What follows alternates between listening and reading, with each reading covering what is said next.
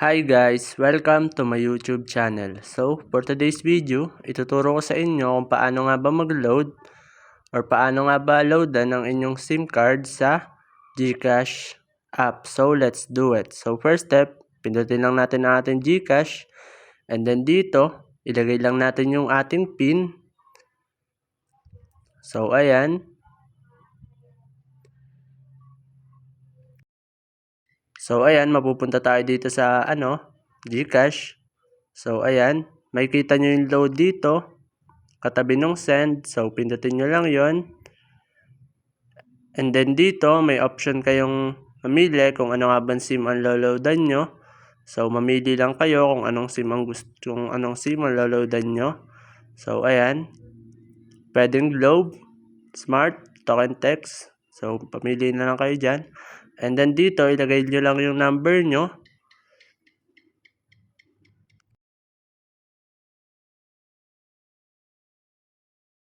So, kapag nalagay nyo na yung number nyo, so pindutin nyo lang yung next. And then dito, pindutin nyo lang yung yes, proceed.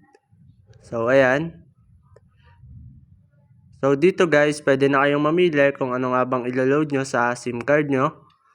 So, ayan, pwede kayong mamili dito sa may specials, may regular. So, ayan, best value, top promos, data. So, ayan. At dito guys, pwede naman kayong mag-search kung anong gusto nyong load. So, halimbawa, Giga Stories. So, ayan.